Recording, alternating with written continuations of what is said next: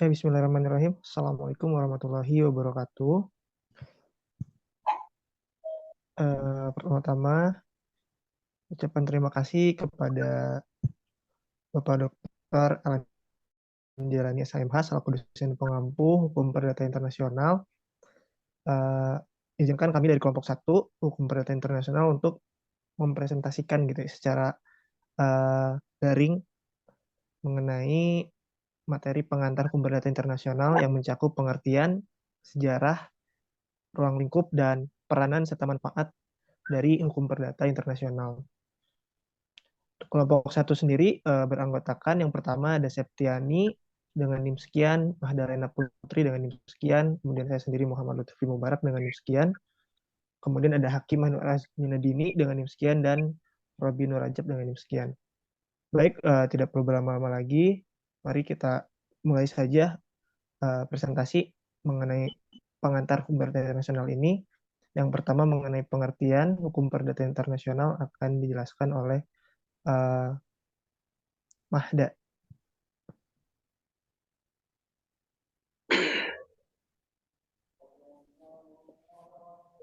Mengenai pengertian hukum perdata internasional, pandangan Prof. Graveson ini kurang lebih dapat diterjemahkan sebagai berikut. Conflict of laws atau hukum perdata internasional adalah bidang hukum yang berkenaan dengan perkara-perkara yang di dalamnya mengandung fakta relevan yang menunjukkan perkaitan dengan suatu sistem hukum lain, baik karena aspek teritorial maupun aspek subjek hukum lainnya, dan karena itu menimbulkan pernyataan tentang penerapan hukum sendiri atau hukum lain yang biasanya asing, atau masalah pelaksanaan yurisdiksi badan pengadilan sendiri atau badan pengadilan asing. Menurut Prof. Sauveplan berpendapat bahwa hukum perdata internasional atau internationale privatrecht adalah keseluruhan aturan-aturan yang mengandung hubungan-hubungan hukum perdata yang mengandung elemen-elemen internasional dan hubungan-hubungan hukum yang memiliki kaitan dengan negara-negara asing, sehingga dapat pernyataan apakah penundukan langsung ke arah hukum asing itu tanpa harus menundukkan diri kepada hukum inter atau hukum Belanda. Sudarko Gautama mendefinisikan hukum perdata internasional sebagai suatu keseluruhan peraturan yang keputusannya hukum yang menunjukkan sel-sel hukum manakah yang berlaku atau apakah yang merupakan hukum jika hubungan-hubungan atau peristiwa antara warga negara pada suatu waktu tertentu memperlihatkan titik-titik pertalian dengan sel-sel dan kaidah hukum dari dua atau lebih negara yang berbeda dengan lingkungan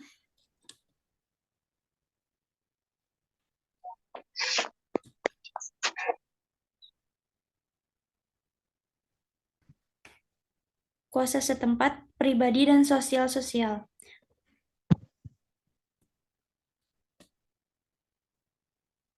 Kemudian, menurut Prof. Mohtar Kusumatmadja berpendapat bahwa hukum perdata internasional ialah keseluruhan kaidah dan asas hukum yang mengatur hubungan perdata yang melintasi batas negara. Dengan perkataan lain, hukum yang mengatur hubungan hukum perdata antara para pelaku hukum yang masing-masing tunduk pada hukum perdata nasional yang berlainan. Sedangkan menurut Prof. Sunaryati Hartono berpandangan bahwa hukum perdata internasional mengatur setiap peristiwa atau hubungan hukum yang mengandung unsur asing, baik dari bidang hukum publik ataupun hukum privat. Karena inti dari hukum perdata internasional adalah pergaulan hidup masyarakat internasional, maka hukum perdata internasional sebenarnya dapat disebut sebagai hukum pergaulan internasional.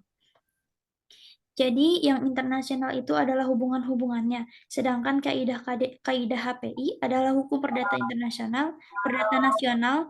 Dengan demikian, masing-masing negara yang ada di dunia ini memiliki HPI sendiri, sehingga akan dikenal HPI Indonesia, HPI Jerman, HPI Inggris, HPI Belanda, dan sebagainya.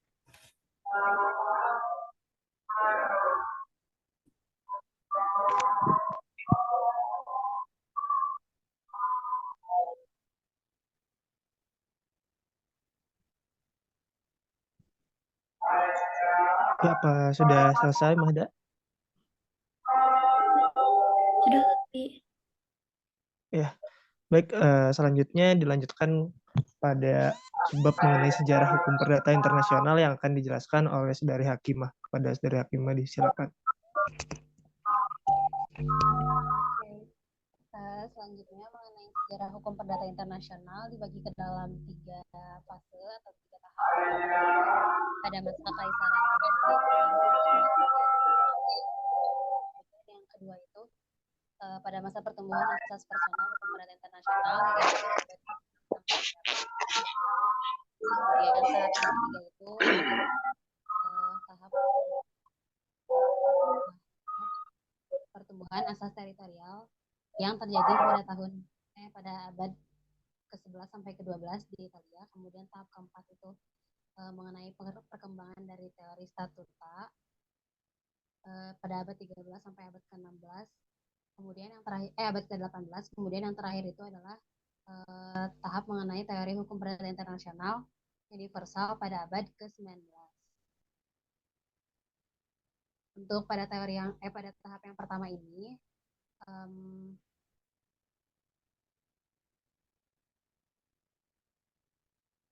jadi wujud nyata perkembangan hukum perdata internasional itu adalah terlihat dari hubungan antara warga Romawi dengan penduduk provinsi dan penduduk provinsi atau orang asing dengan satu sama lain. Kemudian di tahap kedua ini, jadi pada Kekaisaran Romawi ditaklukkan oleh bangsa bekas wilayah jajahan Romawi dan berakibat pada ius sipil tidak lagi berguna. Kemudian di tahap yang ketiga, struktur masyarakat yang semakin condong ke arah masyarakat teritorialistik di seluruh wilayah Eropa mengakibatkan pertumbuhan asas genealogis menjadi sulit dipertahankan. Kemudian yang teori keempat ini lahir dari gagasan seorang tokoh postglasator yang bernama Asuesius, yaitu bila seorang yang berasal dari suatu kota tertentu di Italia digugat sebuah kota lain, maka ia tidak dapat dituntut berdasarkan hukum kota lain itu, karena ia bukan subjek hukum dari kota lain tersebut. Kemudian yang tahap terakhir itu, jadi teori yang dicetuskan oleh Friedrich Karl Savigny yang berasal dari Jerman, pemikirannya berkembang setelah didahului oleh pemikiran dari tokoh-tokoh Jerman. Mungkin ada banyak sih ya tokoh ininya menurut pandangan tokohnya. Sekian. Baik, terima kasih pada Saudara Hakimah atas penjelasannya mengenai sejarah hukum perdata internasional. Selanjutnya akan dijelaskan mengenai ruang lingkup hukum perdata internasional yang akan dijelaskan oleh saya sendiri. Nah, jadi setelah kita tahu gitu ya adanya hukum perdata internasional baik dari segi definitif ataupun secara historis, kita perlu tahu juga gitu ya ruang lingkup apa saja gitu dalam hukum perdata internasional. Jadi menurut Sudargo Gautama, jadi ruang lingkup hukum perdata internasional itu terbagi menjadi 4. Yang pertama itu ada choice of law. Ini merupakan aliran yang paling sempit gitu ya. Di aliran ini dikatakan bahwa fokus permasalahan hukum perdata internasional itu adalah hukum mana yang akan dikenakan atau digunakan gitu ya dalam misalnya penyelesaian sengketa perdata internasional. Jadi pembahasannya hanya berkutat pada pemilihan hukum mana yang akan dipakai. Kemudian mengenai kompetensi hakim, kemudian status orang asing dan kewarganegaraan itu tidak menjadi pokok masalah di bidang HPI gitu ya dalam ruang lingkup yang pertama ini. Nah, contoh negara dari penganut aliran paling sempit ini atau choice of law itu misalnya Belanda dan Jerman. Kemudian yang aliran yang kedua itu aliran choice of law ditambah dengan digabung dengan choice of jurisdiction. Nah, ini aliran sedikit lebih luas dari aliran yang pertama tadi. Jadi selain hanya fokus pada pilihan hukum atau pemberlakuan hukum seperti di aliran pertama, aliran kedua ini memerhatikan juga gitu ya permasalahan yurisdiksi atau kewenangan mengadili dari seorang hakim. Nah, jadi menurut aliran yang kedua ini hukum perdata internasional tidak hanya mengatur terkait pilihan hukum yang mana yang akan diberlakukan, akan tetapi diatur juga gitu ya hakim mana yang berwenang untuk mengadili. Ya, contoh negara yang menganut aliran yang kedua ini itu Inggris, Amerika Serikat, dan negara-negara yang biasanya menganut sistem hukum common law. Kemudian yang ketiga, aliran yang ketiga itu gabungan lagi ya antara aliran yang pertama yang kedua ditambah dengan condition des strangers. Jadi lebih luas lagi gitu ya, karena penggabungan dari tiga aliran. Choice of law, choice of jurisdiction, plus condition des strangers. Jadi lebih luas dari kedua aliran sebelumnya. Nah, jadi berbeda dari kedua aliran sebelumnya, pada aliran ketiga ini dinyatakan bahwa hukum perdata internasional itu tidak hanya mengatur soal-soal mengenai pilihan hukum dan kompetensi peradilan atau hakim yang mengadili, akan tetapi status orang asing diperhatikan juga gitu ya. Sebagai subjek hukum yang memiliki hak keperdataan itu turut juga menjadi pokok permasalahan HPI. Nah, kemudian yang keempat, yang terakhir itu aliran choice of law, gabungan dari ketiga tadi ditambah satu gitu ya, nationality gitu ya, dilihat dari kewarganegaraannya. Nah, jadi di sistem keempat ini aliran yang paling luas mengatur soal pilihan hukum, kewenangan hakim atau forum gitu ya, peradilan yang berwenang mengadili, kemudian status orang asing. Sistem ini juga aliran yang keempat ini juga mengatur nasionalitas atau kewarganegaraan dari subjek hukum yang bersangkutan gitu ya. Kemudian hal ini ikut diatur juga dikarenakan dalam suatu hak keperdataan seorang menjadi cara perolehan gitu ya, mengenai cara perolehan dan hapusnya status kewarganegaraan. Dan sistem ini salah satu negara yang menganut sistem yang paling luas ini yaitu negara Perancis. Nah, jadi berdasarkan 4 aliran di atas, maka pokok persoalan yang ada dalam pembahasan hukum perdata internasional itu mencakup pilihan hukum, kemudian pilihan hukum yang akan digunakan, kemudian masalah yurisdiksi yang menyangkut persoalan dapat atau tidaknya gitu ya, suatu peradilan atau hakim untuk mengadili sengketa perdata internasional, kemudian masalah persoalan subjek hukum asing gitu ya, status orang asingnya, kemudian nasionalitas seseorang, dan sebagainya ya. Baik, materi selanjutnya akan disampaikan oleh Saudari Septi mengenai peranan dan manfaat hukum perdata internasional. Padanya disilakan. Baik, terima kasih.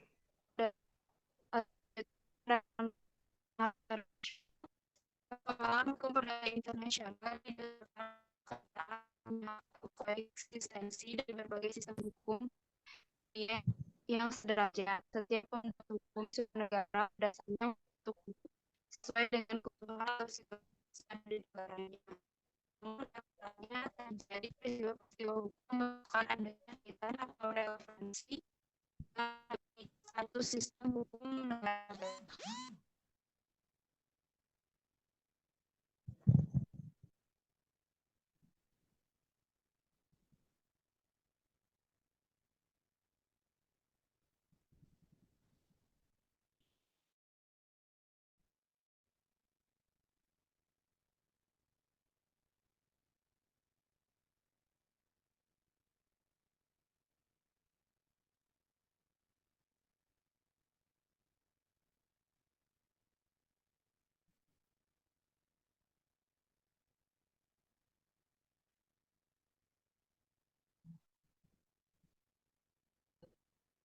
Lalu manfaat dari hukum perdata internasional yaitu yang pertama, hakim atau badan peradilan manakah yang berwenang untuk menyelesaikan persoalan-persoalan yuridis yang mengandung unsur asing. Yang kedua, hukum manakah yang harus diberlakukan untuk mengatur dan persoalan yuridis yang mengandung unsur-unsur asing. Lalu yang ketiga, bila mana atau sejauh mana suatu pengadilan harus memperhatikan dan mengakui hak-hak atau kewajiban-kewajiban hukum yang terbit berdasarkan hukum atau putusan hukum asing. Terima kasih, saya kembalikan kepada moderator.